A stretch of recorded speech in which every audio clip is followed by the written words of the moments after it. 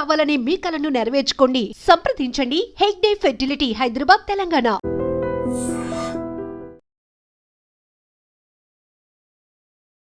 అందరికీ నమస్కారం. నేను Swaroopa Potlapalli. Welcome to trending topic.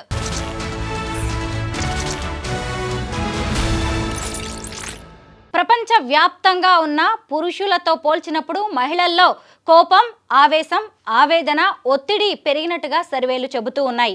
ప్రస్తుతం నాతో పాటు ఫ్యామిలీ కౌన్సిలర్ రజనీ రమ గారు ఉన్నారు. ఆవిడతో మాట్లాడి అసలు మహిళల్లో కోపం అనేది ఎందుకు పెరిగింది, ఇది ఎవరికి నష్టం, దీనివల్ల ఎవరికి లాభం, కుటుంబ వ్యవస్థ మీద మహిళల కోపం ప్రభావం ఎలా ఉండబోతుంది, ఇవన్నీ కూడా రజనీ గారిని అడిగి తెలుసుకుందాం.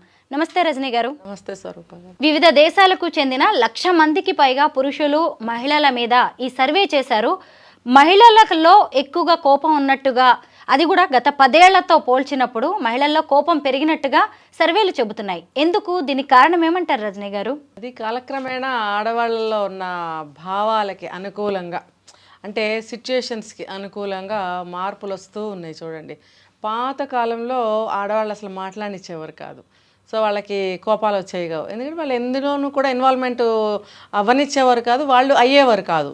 ఎందుకంటే చాలామంది చదువు లేని వాళ్ళు ఉండేవారు కదా పాత కాలంలో. లేడీస్ ఎక్కువగా చదువుకున్న వాళ్ళు ఉండేవారు కాదు, ఎక్కువగా మగవాళ్ళ మీద నడుస్తూ ఉండేది. ప్లస్ ఇంట్లో ఒకళ్ళు సంపాదించేవారు, జెంట్స్ బయటికి వెళ్ళి, ఆడవాళ్ళందరూ ఇంట్లో ఉండేవారు. చిన్న పిల్లలు అలాంటి వాళ్ళు ఒక 10th లెవెల్ వరకు చదువుకునేవారు, అంతవరకే. ఇంకా వాళ్ళ ఆ 10th క్లాస్ చదువుతున్న పిల్లలు ఉన్నారంటే వాళ్ళ పేరెంట్స్ అసలు చదువులేని వాళ్ళ కిందే ఉండేవారు దాదాపుగా. సో వాళ్ళకి దేని మీద నాలెడ్జ్ ఉండేది కాదు కాబట్టి వాళ్ళని ఎందులో ఇన్వాల్వ్మెంట్ పెట్టేవారు కాదు. ఇంట్లో పనులు చూసుకుంటూ, పిల్లల్ని చూసుకుంటూ, ఇంటిని చూసుకుంటూ, అలా భర్తకి, చుట్టాలకి, పిల్లలకి ఎవరికేం కావాలని చూసుకుంటూ ఇంట్లోనే ఉండేవారు. వాళ్ళకి ఎటువంటి కోపతాపాలకి ఉండేది కాదు. పిల్లలు కూడా చూడండి, అప్పట్లో ఎక్కువ జాయింట్ ఫ్యామిలీస్ ఉండేవి. తర్వాత ఆ రోజులను బట్టి అంత పిల్లల మీద ప్రెషర్స్ ఉండేవి కాదు. పిల్లల్ని తిట్టడం, కొట్టడం లాంటివి కూడా అంతగా ఏం ఉండేవి కాదు. అంటే స్కూళ్ళల్లో ఎవరైనా టీచర్స్ పనిష్మెంట్ ఇచ్చేవారు, కానీ ఇళ్లల్లో ఏంటంటే ప్రశాంతంగా పెంపకాలు ఉండేవి. సో మదర్స్ మీద అంత ప్రెషర్స్ ఉండేవి కాదు కాబట్టి వాళ్ళకి కోపాలు వచ్చేవి కాదు. తర్వాత ఏమైంది, కాలక్రమేణా చదువుకునే వాళ్ళు ఎక్కువయ్యారు. తర్వాత జనరేషన్లో చదువుకుంటే కూర్చోవడం కాదు, ఉద్యోగం చేయాలి అనే లెవెల్కి వచ్చేసారు. ఇప్పుడు ఇలా మొత్తం అందరూ చదువుకుంటున్నారు, మొత్తం అందరూ జాబ్కి వెళ్తున్నారు. అంటే ఎలా అయిపోయిందంటే అందరూ సంపాదించవలసిందే అన్న స్థితికి వచ్చేసారు. అంటే ఆ అవసరం ఉన్నా లేకపోయినా కంపల్సరీ అందరు జాబ్కి వెళ్తున్నారు ఇప్పుడు అమ్మాయిలు అందరూ కూడా. దానివల్ల ఏమవుతుందంటే జాబ్లో కూడా కొంచెం ప్రెషర్స్ ఉంటాయి, కొన్ని జాబ్స్లో డెడ్ లైన్స్ ఉంటాయి, వాళ్ళకి ఆ టైం ప్రకారం వాళ్ళు సబ్మిట్ చేయవలసి ఉంటాయి. తర్వాత పెళ్ళైన వాళ్ళైతే ఇంట్లో అన్నీ చూసుకోవాలి, జాబ్లో చూసుకోవాలి. ఇలా రకరకాల రీజనింగ్స్ వల్ల ఆడవాళ్ళకి కోపాలు పెరుగుతున్నాయి. తర్వాత ఏంటంటే ఈ జెంట్స్ వల్ల కూడా కోపాలు ఇంట్లో ఆడవాళ్ళకి పెరగడానికి ఒక రీజన్ ఏంటంటే, ఫ్యామిలీ చూసుకోండి. ఫ్యామిలీలో ఎవరు మాట వినకపోయినా ఆ ప్రెషర్ ఎక్కువగా లేడీస్ మీదే పడుతుంది. జెంట్స్ కొంతలో కొంత వాళ్ళు సేవ్ అవుతారు, బయటకు వెళ్ళిపోయి పట్టించుకోరు. ఈ పట్టించుకొనితనం ఎప్పుడూ ఉంది జెంట్స్లో. ఇప్పుడు మొత్తం అంత బాధ్యత లేడీస్ మీద పడిన రోజులే అని చెప్పుకోవాలి. ఇప్పుడు ఒకప్పుడు లేడీస్ ఏమీ అంత బరువు బాధ్యతలు ఉండేవి కావు వాళ్ళకి. ఇప్పుడు అన్నీ వీళ్ళే చూసుకుంటున్నారు. ఇంట బయట ఈవెన్ బిల్స్ ఏదైనా పే చేయాలన్నా, ఎక్కడ నుంచి అయినా పర్చేజ్ చేసుకురావాలన్నా, అఫ్కోర్స్ ఇప్పుడు ఆర్డర్ చేసుకుని కూడా తెప్పించుకుంటున్నారు. ఆర్డర్ చేయడం కూడా ఒక ప్రెషరే అని చెప్తాను నేను. ఆర్డర్ చేయాలి కదా, మొబైల్ తీసుకోవాలి, ఆర్డర్ చేయాలి, ఇది కూడా ఒక చిన్నపాటి పనే. కాకపోతే బయటకు వెళ్ళడం అనేది తప్పుతుంది. కానీ మ్యాక్సిమం చూసుకుంటే బయట పనులు కూడా వీళ్ళు చేసుకుంటున్నారు. ఆఫీసులకు వెళ్తున్నారు ఒకళ్ళే. గతంలో ఒకళ్ళే బయటకు వెళ్ళాలంటే పంపేవారు కాదు. ఇప్పుడు ఆడవాళ్ళు ఒంటరిగా బయటకు వెళ్తున్నారు. అది కూడా ఈ లోపల కొంచెం వాళ్ళకి ఉంటుంది, ఒకళ్ళం వెళ్తున్నాం ఈ టైం, అప్పుడు ఆ టైం కొంత ఉంటుంది, ఆ టెన్షన్ కూడా ఉంటుంది.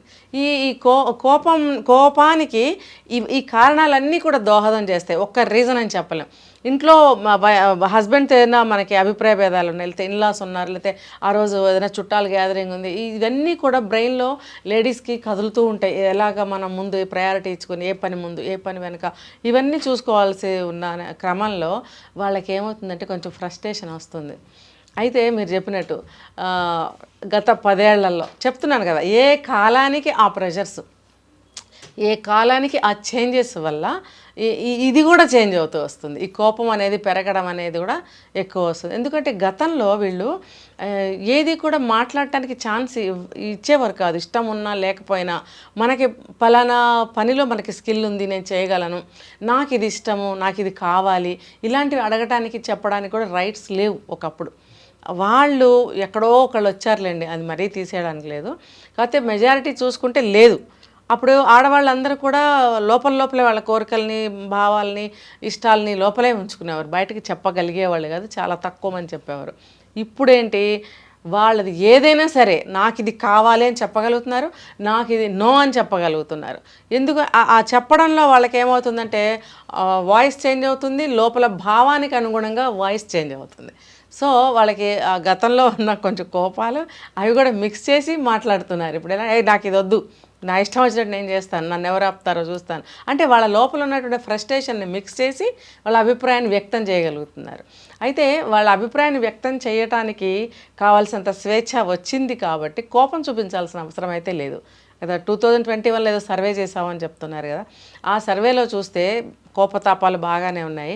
కొన్ని దేశాల్లో వీళ్ళందరూ గ్యాదర్ అయ్యి ఒక డే, కోపం డే అట, ఆ కోపం డే, యాంగ్రీ డే ఏదో పెట్టుకొని అందరూ కలిసి గట్టిగా అరుచుకుంటారంట. దాంట్లో ఇంతవరకే అరవాలి అనేది లేదు. ఎంతసేపు అయినా 20 to 30 minutes హై రేంజ్లో అరుచుకోవచ్చు. అంటే మనం చెప్పుకుంటాం లాఫింగ్ ఎక్సర్సైజ్ అని చెప్తాం కదా, అలాంటిది అనమాట ఇది కూడా. అంటే ఇది కూడా ఆరోగ్యానికి మంచిదే. అంటే నవ్వితే లోపల ఉన్న ఫ్రస్ట్రేషన్ అంతా బయటకు వెళ్తుందని చెప్తారు, కానీ ఇది కూడా ఒక ఇదే.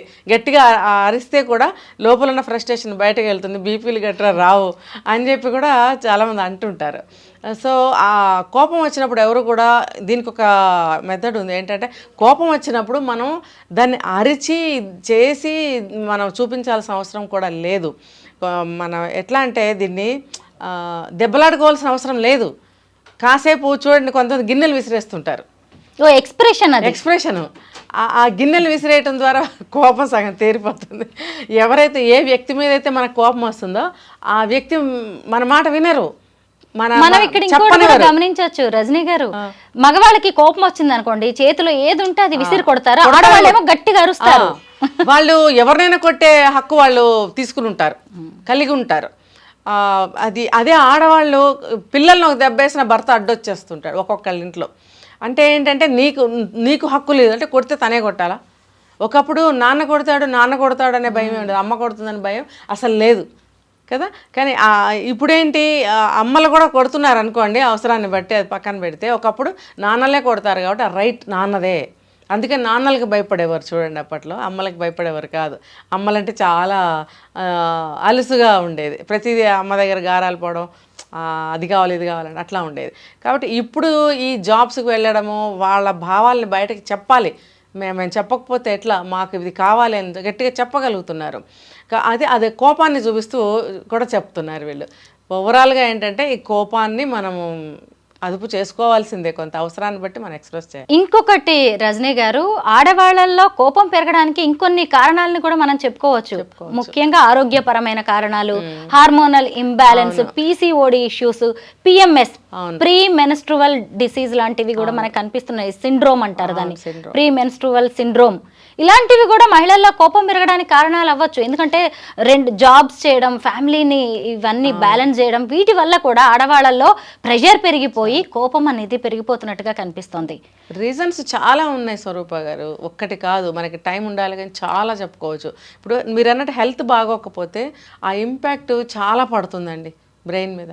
అది లోపల ఆ సిక్నెస్ని భరిస్తూ ఇంటి వ్యవహారాలన్నీ చూసుకునేటప్పుడు అది అదుపు అవ్వదు. ఒక్కొక్కసారి పిల్లలు కూడా ఒక కారణం, ఎందుకంటే పొద్దున్న లేచినప్పటి నుంచి గ్యాడ్జెట్స్, సెల్ ఫోన్స్, ట్యాబ్స్ పట్టుకొని ఉంటారు.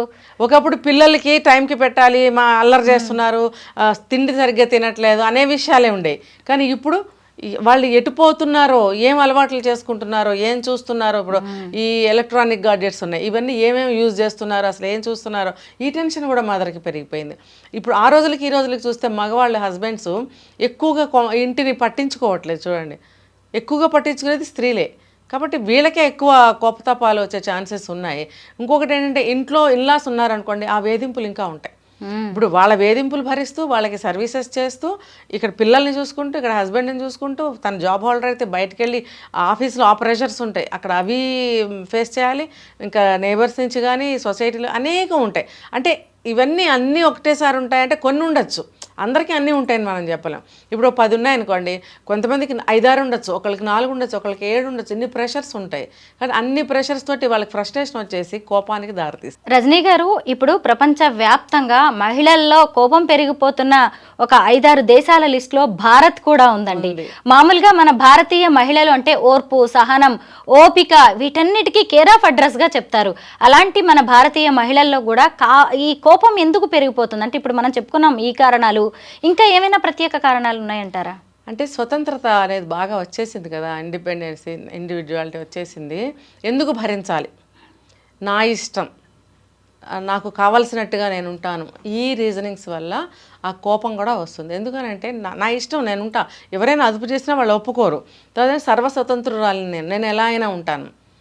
ఈ రీజనింగ్స్ వల్ల వాళ్ళు ఏది కూడా భరించే ఇది వాళ్ళల్లో ఉండటం లేదు, ఒక ఓర్పు ఉండట్లేదు. అసలు నేను ఫేస్ చేయాలి, అసలు నేనెందుకు సహనం చూపించాలి, అసలు నాకేంటి అవసరం సహనం చూపించాల్సింది, నేను సంపాదిస్తున్నాను, నాకు నచ్చట్లేదు, తెచ్చాను కదా, ఇన్ని కారణాలు. పెళ్లి కాని వాళ్ళ గురించి చెప్పుకోవాలనుకుంటే అసలు నేనెందుకు భరించాలి, నాకేంటి అవసరం. ఇప్పుడు రోడ్డు మీద వెళ్తుంటాము, కొంచెం చేయి తగిలినా సరే ఎంత కోపంగా చూస్తారు. అంటే ఏంటంటే ఎవరి ఇది మనకొద్దు, టచ్ అయితే కూడా సహించలేని తనం వచ్చేసింది, ఓర్పు అనేది లేకుండా పోయింది. ఎందుకంటే ఇండివిజువాలిటీ, నేను, నాది, నాకు ఇదే నచ్చింది, నేను ఇలాగే ఉంటాను, నాకు ఏది అడ్డు రాకూడదు, టైం వేస్ట్ అవ్వకూడదు, తర్వాత ఒకళ్ళ మాట వినకూడదు, నాకు అన్నీ తెలుసు. ఎన్ని రీజనింగ్స్ అన్నమాట. ఎక్కడా కూడా వాళ్ళు ఒక నిమిషం వెయిట్ చేయరు. ఈ కోపం అనే దాన్ని మనం పాజిటివ్గా చూడాలంటారా, నెగిటివ్ అంటారా? అసలు కుటుంబ వ్యవస్థ మీద ఆడవాళ్ళ కోపం ప్రభావం ఎలా ఉంటుంది? అవసరాన్ని బట్టి కొంచెం కోపం చూపించాలండి. ఇప్పుడు బ్యాలెన్స్ చేయాలి అంటే ఎప్పుడు ప్రేమే సరిపోదు కదా, కొంచెం కొన్ని సందర్భాల్లో కొంచెం పిల్లలతో కొంచెం సీరియస్గా చెప్పాల్సి వస్తుంది, తప్పదు అది. అలాగే మనం ప్రతి చోట నవ్వుతూ మంచితనంగా ఉన్నామంటే అందరూ అలసి కూడా చేస్తారు. ఇప్పుడు ఒక వ్యక్తిని తీసుకుందాము, తను అన్ని విషయాల్లో పాజిటివ్గా ఉంటుంది, అందరితో నవ్వుతూ ఉంటుంది. అంటే తెలివి లేక కాదు, అదేంటో తెలియక కాదు, వాళ్ళేంటో తెలియక కాదు, కానీ ఒక వేలో వెళ్తున్న ఒక వ్యక్తి అలా ఉన్నప్పుడు అందరూ కలిసి వాళ్ళని చులకన చేస్తారు. తనకేమీ చేత కాదనో, మాట్లాడటం చేత కాదనో, లేకపోతే మాటలు పడుతుంది అనో, ఏదో ఒక పేరు అనుకునేసి వాళ్ళు చులకన చేస్తారు. కాబట్టి ఈ సీరియస్నెస్ అనేది, కోపం అనేది తప్పకుండా ఉండాలి, కానీ అది ఎక్కడ బయటకు తీయాలో అక్కడ తీయాలి. ఎవరి మీద ఎప్పుడు చూపించాలో అంత చూపించాలి, ఎంత చూపించాలో అంత చూపించాల్సిందే. లేకపోతే ఏ మనిషి కూడా బ్రతకలేడు ఇటువంటి ప్రస్తుతం ఉన్న సమాజ పరిస్థితుల్లో. మనిషికి కొంచెం ఉండాలి, కానీ ఎక్కడ ఉండాలి, ఎంత ఉండాలి అనేది కూడా తెలుసుకోవాలి. మహిళల్లో కోపానికి బలమైన కారణాలైతే కనిపిస్తున్నాయి. కోపంతో పాటు ఆవేదన, అలాగే ఒత్తిడి, ప్రెషర్ లాంటివి కూడా బాగా పెరిగిపోయాయి.